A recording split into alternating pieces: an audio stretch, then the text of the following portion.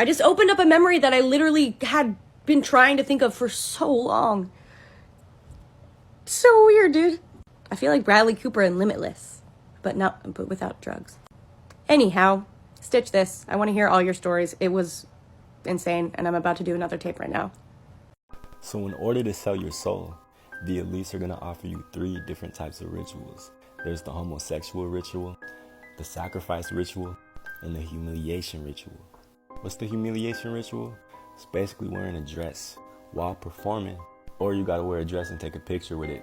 Thus, humiliation ritual. This is one example. Let me show you some more.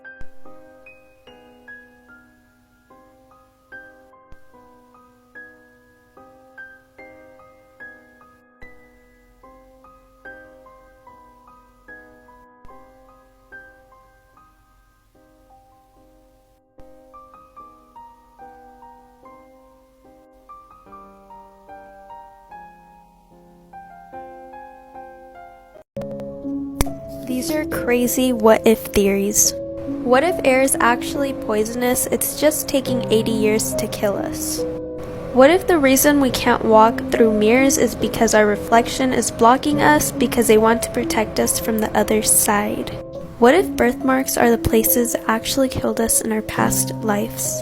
What if dreams are reality and reality as we know it is a dream?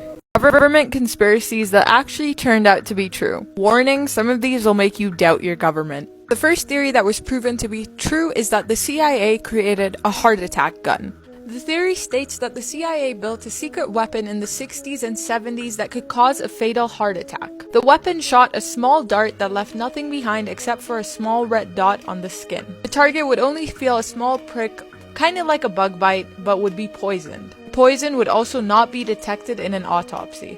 The next one is actually crazy. In fact, my mom couldn't even believe this one. Another theory proven to be accurate includes the government poisoning alcohol. When the government banned alcohol in 1920, bootleggers would steal industrial alcohol used in paints, fuels, and solvents, and medical supplies and re-distill it for sale. In an attempt to stop people from drinking alcohol, the government changed the formulas of industrial alcohol to make it completely undrinkable. More than 10,000 individuals died because of this. Comment below for part 2. Sometimes the scariest stories in existence are not fantasy, but are actually true stories. In the 1980s, police began investigating a group of people called the Finders. The investigation began after a Good Samaritan called the police after witnessing 2 well-dressed men on a playground with children that looked out of place and extremely dirty. The police ended up getting a search warrant for multiple properties linked to the Finders. What they discovered was horrendous. They found an instruction manual on how to abduct people across the country, as well as photographs of people partaking in satanic rituals, the gruesome type of rituals that included animals. The police initially suspected that this was a human trafficking operation.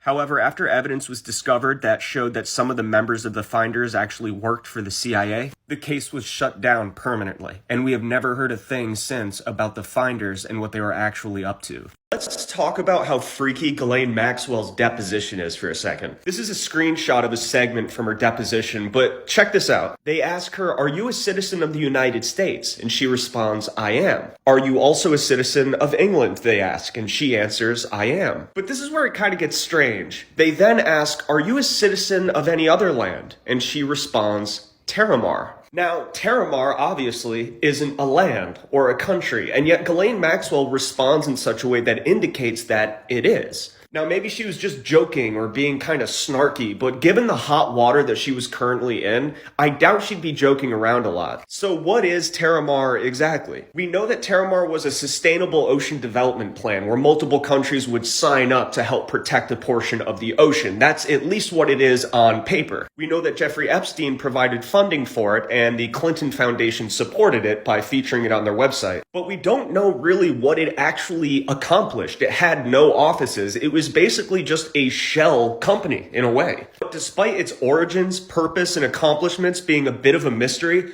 some very powerful and influential people signed up to support Terramar. For instance, here's Richard Branson tweeting out in November 9th, 2012, "Want to help save the ocean? Join us and become Terramar Project citizens." And note that he uses the word citizens. Now, before you go saying that this was just bad luck on Branson's part, he had no idea what Ghislaine was doing or anything like that, Jeffrey Epstein was already arrested years before that in 2007, so it's not by chance that he publicly decides to endorse the Terramar project, which was created by Epstein's best friend and recruiter. And like I said previously, with Branson, it gets a little fishy because Richard Branson owns an island not far from Epstein's island, Little St. James, and he hosted the NXIVM sex cult on his island. This is documented public knowledge, as you can see from this headline here. Richard Branson with NXIVM. Billionaire says he knew nothing about Rainier, who was the founder of NXIVM. So I guess it's just really bad luck with Richard Branson, right? He endorses one sex trafficker's project, Terramar, and just accidentally hosts a sex cult party on his island. Right. Terramar also endorsed Migaloo. Migaloo is a company that constructs yachts that can transform into submarines. Look, all I'm saying is it's a little freaky. We have a sex trafficker that owns an island next to another guy that owns an island pretty close to his that endorses sex trafficking, and they have the capability to remain undetected by traveling under the water if they so chose. And the real icing on the cake, guys, is one of the founding sponsors of the International Center for Missing and Exploited Children is Richard Branson, the guy that endorsed Ghislaine Maxwell's Terramar project and hosted a sex cult party on his island. P.S. The same guy that designed the Terramar logo created Barack Obama's Hope and Change poster, too. You think I'm crazy?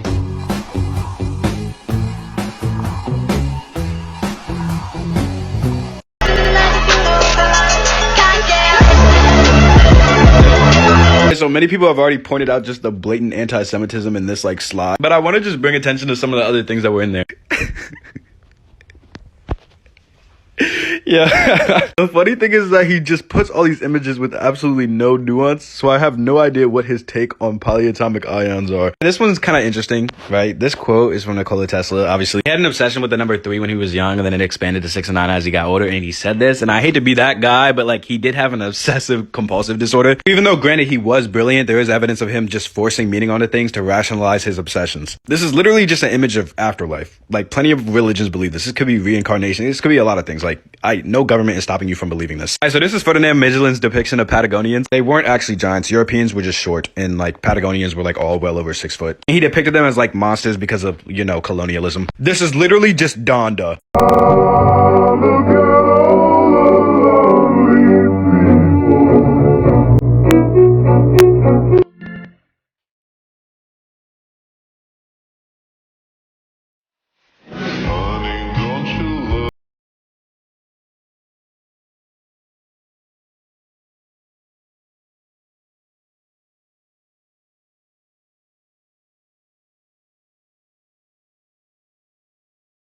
Proof that giants are real, part 3. Alright, this is gonna be the one. This is gonna be the one that convinces me that giants exist. I'm going into this with an open mind and a clear conscience, and I am ready to be challenged in a healthy and educational way. Let's see what he's got to say about it. For all my Christian heads out there, you'll know about the battle between David and Goliath, however you say it. Oh my god. Christian heads? Is that a thing? Has anyone ever... Is that like a metalhead? What? I'll just assume that's common regional dialect from somewhere, and I'm just not familiar with it. But I can tell you that you are pronouncing David and Goliath correctly. But that's fine. Again, it might be something that is pronounced differently in different places, but everyone knows the story of David and Goliath, so let's see what else he's got to say about it. Now look, I'm not sure which one's which. I think this is Goliath right here. It doesn't matter. The fact is, look how giant he is.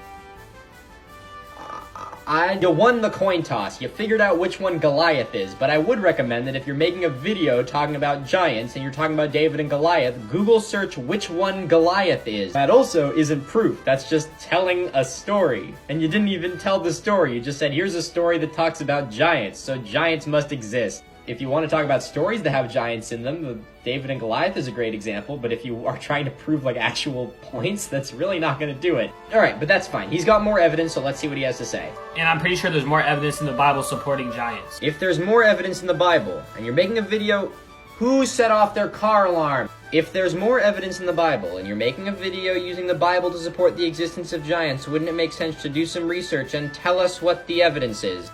Okay, but there's more evidence. Let's see what else he has to say. Also, not to mention the fact that the Egyptian gods were also giant. They were humongous compared to the average size human. This is a very clever tactic called just saying things. You say something, and then it becomes fact. It's actually really funny he says this, because in my previous video talking about him, I made a joke saying that he could look at a hieroglyphic where there's a picture of a person and a duck, and then look at them as actual size and be like, oh, that duck must have been enormous. And that's almost exactly what he's doing right here. So no, this isn't proof that giants exist. This is you just telling another story with giants in it. This would be like me going to